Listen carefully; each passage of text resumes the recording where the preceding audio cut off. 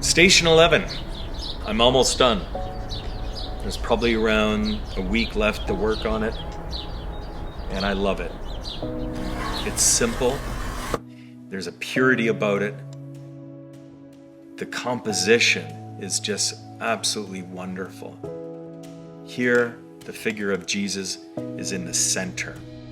I wanted to have the foreshortening. I wanted to have it to look like that cross is on the ground. And I achieved that within 4 hours. 4 hours working on it, I knew I had it. The idea of having the face of Christ looking up to heaven like the previous station, in a sense the same expression of resignation and almost peace. There's no struggle here. He's accepted his crucifixion, and it looks spiritually like he is getting prepared for this. Instead of just having one figure hammering one limb, one hand or one foot within the cross, I couldn't decide. Would the nailing of the hands and the feet be done one by one? I imagine it being done all at the same time. And the great thing about that is it offers 4 different dramatic scenes happening within this sculpture. What I love is the musculature, the intensity of those people that are hammering his limbs onto the cross. This is almost a halo of horror around the representation of Jesus here. Although Jesus looks peaceful, there's this loneliness about this mountain scene here.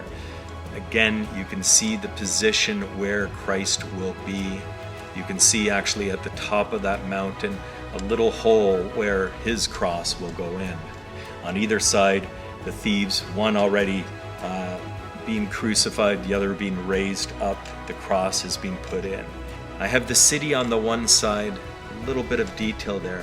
What's exciting about that is from that walled city area is a sower. The parable of the sower finally is presented within this sculptural project in a space that is going to make it very, very pronounced. And I really wanted to do that because that was a very important parable.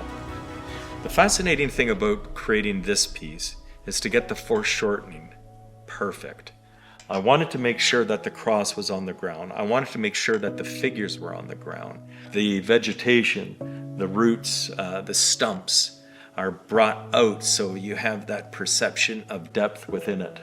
The landscape here is completely a wasteland. Some bones are sticking out from the ground, but other than that, it's very desolate. This is basically the pause before the storm with this sculpture. The next crucifixion scene is going to be epic. I wanted people on this one to have that space in that moment to focus on the Christ as he's being nailed to the cross.